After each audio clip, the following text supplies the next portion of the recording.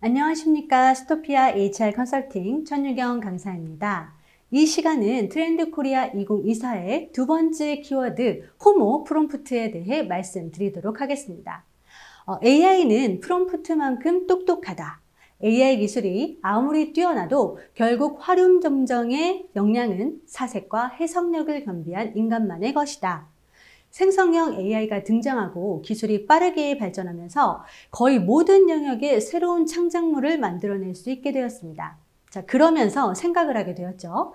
이제 내가 인공지능보다 잘할 수 있는 것이 있을까라는 실존의 문제부터 우리가 무엇을 준비해야 할 것인가에 대한 부분입니다. 트렌드 코리아 2024에서는 호모 프롬프트라는 키워드를 통해서 이런 질문들에 대한 대답을 찾고 있습니다. 자세한 내용 살펴볼까요? 해리포터의 다니엘 레드클리프와 파업 피켓을 들고 연희의 톰 크루즈와 마고 로비도 파업에 동참을 해서 영화 홍보 보이콧을 하고 있습니다. 2023년 미국 헐리우드의 작가조합에서도 파업을 하고 노동조합에서도 파업을 했죠. 자, 자세한 내용은 도서를 한번 읽어보시거나 여러 매체를 보시면 알 수 있으실 것입니다. 자, 이처럼 인공지능의 발전이 인간의 성역으로 여겨졌던 창작에서도 얼마나 큰 영향을 보여주는지 미치는 영향이기도 한데요. 인공지능의 기술 발달 속도가 엄청나다고 합니다. 자, 챗봇의 개선 능력이 2년마다 100배 향상이 되고 있으며 행성형 AI의 업그레이드 버전이 계속 나오고 있는 것을 볼 때 앞으로 어떻게 될지 상상조차 할 수 없을 것 같네요. 자, 앞으로 우리는 어떻게 될까요? 인간이 할 수 있는 일은 무엇이 있을까요? 인공지능 시대가 왔고 함께 살아가야 한다면 어떻게 잘 활용할 수 있을까요? 자, 우리는 무엇을 준비하고 어떻게 살아남아야 할까요? 자, 트렌드 코리아 2024에서는 호모 프롬프트라는 키워드를 통해서 이런 질문들에 대한 답을 찾고 있습니다. 자, 어떤 이야기들을 담고 있는지 하나하나 살펴보도록 하겠습니다. 자, 먼저 단어를 한번 살펴보도록 하겠습니다. 호모라는 단어를 사전에서 찾아보면 사람 그리고 인간이라는 뜻이며 인간 종족 또는 인류라고 합니다. 자, 다음 프롬프트는 컴퓨터가 명령어를 받아들일 준비가 됐다라는 단말기의 신호이면서 인공지능과 소통하는 채널이자 방식으로 AI의 질의응답의 대화라고 나와 있습니다. 자, 생성형 AI 서비스를 잘 활용하기 위해서 가장 중요한 것은 바로 질문을 잘해야 한다라는 것인데요. 같은 내용이라고 하더라도 어떻게 질문을 했느냐에 따라서 결과값이 크게 달라진다라는 것을 배웠습니다. 저도 생성형 AI를 사용하면서 제일 알고 싶었던 부분이 어떻게 질문을 해야 할까 였습니다. 자, 그러던 중에서 프롬프트 엔지니어 코리아 서승환 대표님을 알게 되었고요. 도서를 구매하고 스터디에 참석을 하면서 지금까지 꾸준하게 프롬프트에 대해서 공부를 하고 있는데요. 혹 스터디가 궁금하시면 아래 댓글에 URL을 첨부해 드릴 테니까 참석하셔서 같이 공부하셔도 좋을 것 같습니다. 자, 프롬프트를 직관적으로 구체적으로 할 수 있도록 원하는 결과값을 얻을 수 있다라는 것 때문에 프롬프트 엔지니어라는 영역도 생기고 있고요. 프롬프트 엔지니어라는 직업도 생겼는데요. 자, 이 프롬프트를 잘 작성하기 위해서는 이것이 필요하다라고 이야기를 합니다. 자, 바로 인문학적 문해력입니다. 자, 이 인문학적 문해력은요, AI를 잘 활용하기 위해서 그리고 잘 사용하기 위해서 필요한 방법만은 아니라는 것 아마 잘 아실 겁니다. 자, 생성형 AI를 능숙하게 사용하면서 인공지능의 부족한 부분을 좀 더 창의적으로 보완해 나갈 수 있는 이런 인문학적 문해력도 포함을 하고 있는데요. 자, 단순히 기술의 변화를 쫓아가는 것이 아니라 우리 인간들이 무엇을 어떻게 해야 할 것인가 이런 것들을 생각해 봐야 하는 키워드라 호모 프롬프트라는 키워드가 좀 저에게는 더 많이 와닿는 두 번째 키워드가 아닌가 싶습니다. 자, 지금 우리가 할 일은 인간다움의 가치가 사라지는 것은 아닌지에 대한 막연한 이런 두려움보다 어떻게 하면 사회적, 조직적, 개인적으로 대비책을 잘 마련해서 함께 공존할 것인가에 대한 실존적인 해결 방법을 찾아야 하는 것이 과제인 것 같은데요. 자, 여러분은 어떻게 생각하시나요? 자, 막연한 두려움으로 나와는 상관없다 이렇게 이야기하실 건가요? 아니면 어차피 함께 가야 한다면 나는 어떻게 행동을 해야 할 것인가에 대한 방법을 찾아야 할까요? 자, 어떤 선택을 하시든 오늘의 이 내용이 방향을 찾으시는데 많은 도움이 되셨으면 합니다. 저는 후자로 같이 가보자 라고 좀 권하고 싶은데요. 이미 우리 곁에는 아주 많은 그리고 다양한 인공지능과 함께하고 있음을 사진으로 확인을 할 수 있습니다. 자, 기존에 우리가 사용했던 여러 기술들과 서비스들이 인공지능과 이렇게 융합이 되어서 더욱더 편리하게 진화를 하고 있고 현실을 직시하는 것이 좀 더 중요해 보입니다. 자, 그러면 우리에게는 과연 무엇이 필요할까요? 인공지능 서비스가 폭발적인 관심과 사회적 파급력을 보였는데요. 안 써본 사람은 있어도 한 번만 써본 사람은 없다라는 챗GPT만 보아도 정말 대단한 영향력이 있는 것 같습니다. 이런 빠른 영향력을 발휘할 수 있었던 가장 큰 이유는 도서에서는 사용이 쉽기 때문이다라고 이야기를 하고 있습니다. 인공지능 전문가 안드레이 카파시는 가장 인기 있는 새로운 프로그래밍 언어는 바로 영어다라고 언급을 했는데요. 여기서 말하는 영어는 외국어로서의 영어가 아니라 우리가 일상적으로 사용하고 있는 언어를 통찰하고 있습니다. 즉 컴퓨터 언어가 인간의 언어로 대체되고 있다는 것인데요. 인간이 컴퓨터 언어를 몰라도 우리가 자연스럽게 사용하고 있는 일상 언어만으로도 컴퓨터와 인공지능을 활용해서 여러 노동자들과 창의적인 행위를 할 수 있게 됨을 전하고 있습니다. 자, 머지않아 미래는 자연어를 넘어서 다양한 감각을 동원하는 소통이 가능한 인공지능이 등장할 것이다 라고 예상을 하고 있는데요.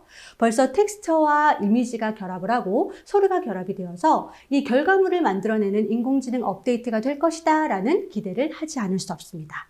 자, 챗GPT는 4.0 버전을 공개하면서 이미 시각, 청각, 텍스트 외에 아주 다양한 방식으로 정보를 습득할 수 있는 멀티모달 기능을 탑재했다고 하는데요. 앞으로 생성형 AI의 감각 소통 기능이 발전을 하게 되면서 훨씬 고도화가 될 건데 우리가 하나하나 익히면서 잘 활용해 보는 것이 좋을 것 같다라는 생각이 듭니다. 자, 이처럼 인공지능이 일반인도 무리 없이 사용할 수 있을 만큼 아주 쉬워지면서 더 중요해진 것이 바로 프롬프트 엔지니어링과 그 일을 하는 사람인 엔지니어입니다. 자, 최근까지 프롬프트 엔지니어의 연봉이 해외에서 4억 원 이상이다 하는 내용을 접하면서 사람들은 도대체 어떤 직업인가 궁금해하고 있는데요. 국내에서도 리튼 테크놀로지에서 최초로 프롬프트 엔지니어를 공개하면서 1억 원대로 연봉을 제시를 한 것을 보면 정말 필요하구나라는 것을 알 수 있습니다.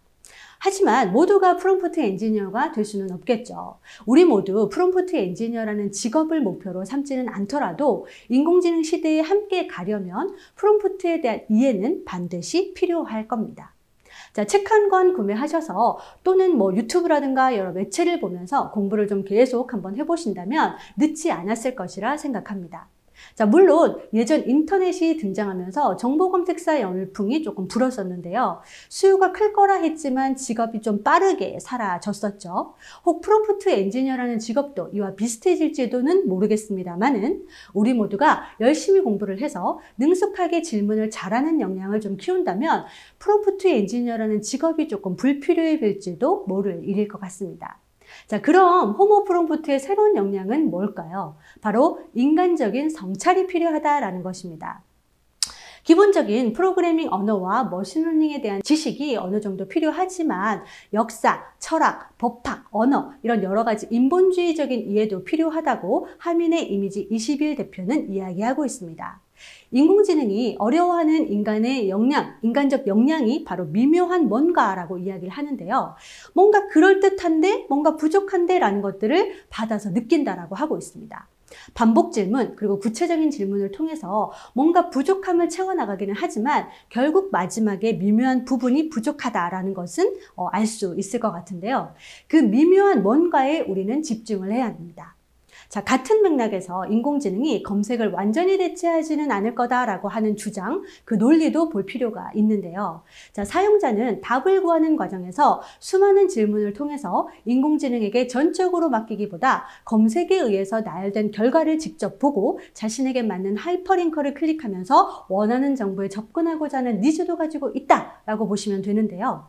자, 아마도 사용자는 검색과 인공지능을 둘 중 하나만 사용하는 것이 아니라 검색과 인공지능을 그때그때 상황에 맞게 선택해서 사용할 확률이 높을 것이다 라고 이야기합니다. 현재 저도 이렇게 사용을 하고 있는데요. 당분간은 둘 다 함께 사용하게 될 것 같습니다. 사람들은 인공지능에 도움이 필요한 영역과 그렇지 않은 영역을 구분해 가면서 인공지능을 강력한 보조 수단, 그리고 개인의 탁월한 비서를 두고 함께 사용할 가능성이 높은데요. 이는 인공지능의 큰 오류인 할루시네이션의 영향이 큰 것으로 보입니다. 자, 할루시네이션이란 환각, 환영, 환청이라는 뜻으로 인공지능이 정보를 처리하는 과정에서 발생하는 그럴듯함의 오류 또는 그럴싸한 오답을 내놓는 현상을 말하는데요. 한 예로 세종대왕 맥북 프로 사건이 대표적인 예라 할 수 있습니다. 자, 자세한 내용은 기사를 참조해 주세요. 물론 할루시네이션 문제는 합성 데이터 활용을 통해서 점점 개선될 것으로 보이기는 하지만 인공지능의 결과물을 100% 신뢰하고 수용하는 것이 아니라 인간이 비판적 사고를 하고 있다라는 판단이 아주 중요하다는 것을 알고 있어야 할 것입니다.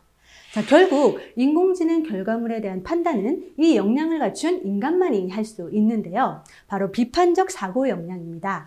비판적 사고 역량은 경계를 넘나들면서 일하는 능력, 통찰하는 능력, 올바르게 접근하는 선택하는 능력, 이런 타인의 감정을 파악하는 능력, 타인에게 영향을 미치는 능력, 이런 여러 가지 능력이 있는데요. 이는 모두 인공지능이 생성할 수 없는 역량입니다. 자, 그럼 이런 역량은 어떻게 키울 수 있을까요? 맞습니다. 바로 인문학적 소양, 즉 인간과 사회에 대한 본질을 탐구할 수 있는 지적 능력을 키움으로써 인공지능을 통제할 수 있는 창의력을 갖출 때 할 수 있을 것입니다. 창의력으로는 기존의 것을 조합해서 새로운 것을 만들어내는 조합하는 능력, 잘 성립된 구조에 바탕을 두고 경계에 새로운 아이디어를 만드는 탐구적 창의력, 완전히 새로운 구조를 만드는 변화력 창의력 쪽에 세 종류가 있다고 연세대 교수님이 이야기를 하는데요. 이런 영역에 대한 개발을 통해서 인공지능을 자유로 부릴 수 있는 인재가 호모 프롬프트가 되는 것이다 라고 생각합니다. 인공지능에 대한 일자리의 재편은 국가 계층 그리고 인재 간의 격차를 더욱 벌릴 것입니다. 인공지능의 경쟁력을 갖춘 일부 선진국들의 일자리는 증가하겠지만 단순 방법의 일자리가 많은 증진국과 개발도상국의 상황은 크게 나빠질 수 있습니다.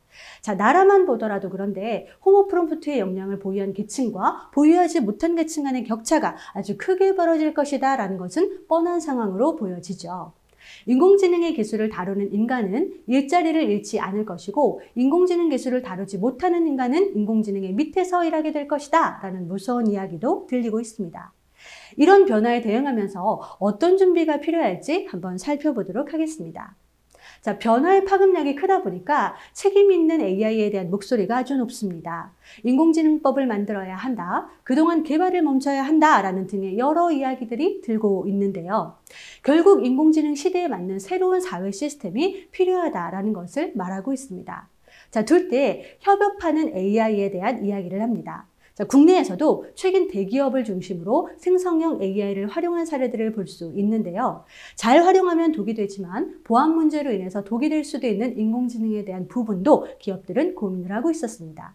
자, 어떻게 활용하느냐에 따라서 업무의 효율성을 높여줄 수 있는지에 대한 고민도 필요한 시점인 것 같은데요. 요즘 서점가에서 보이는 생성형 AI를 업무에 적용해서 활용할 수 있는 도서, 영상 이런 것들이 많이 나오고 있는 걸 보면 대중화가 될 것 같습니다. 자, 마지막 소통하는 AI가 되어야 하는데요. 성찰 없이 무분별하게 수용하는 태도는 없어야 할 것입니다. 인공지능의 생태계를 이해하고 체계적으로 인공지능과 소통할 수 있는 능력을 갖추는 것이 필요한 때입니다. 스스로를 돌아보는 능력인 에타인지, 메타인지 능력을 가지는 인간으로 성장한다면 인공지능과 함께하는 미래가 기대되지 않을까요? 자, 두 번째 키워드 호모 프롬프트에서 느낀 점은 스스로를 돌아볼 줄 아는 능력이 메타인지를 어떻게 키울 것인가 였습니다. 이 능력의 중요성을 너무나도 잘 알고 있기 때문에 아이와 함께 해보려고 몇 가지를 시도하고 있는데요. 함께 의논하고 이야기 나누면서 성찰하는 삶을 살 수 있도록 노력하는 것이 참 어렵습니다. 비판적 사고와 세 가지의 창의력을 좀 더 자세히 읽어보시면서 실제로 행동하는 부분에 대해서 더 만들어 가야 할 것 같은데요. 여러분은 어떠신가요? 지금 어떤 생각이 드시나요? 댓글에 함께 나눠주신다면 이 영상을 보시는 모든 분들과 함께 문제를 해결해 나갈 수 있는 집단지성의 힘이 될 것 같은데 많은 댓글 부탁드립니다. 자, 이상으로 호모 프롬프트에 대한 리뷰를 마무리하도록 하겠습니다. 자, 다음 시간은 트렌드 코리아 2024의 세 번째 키워드 육각형 인간입니다. 이상 스토피아 HR 컨설팅 천유경 강사였습니다. 오늘도 건강하고 행복한 시간 되세요. 감사합니다.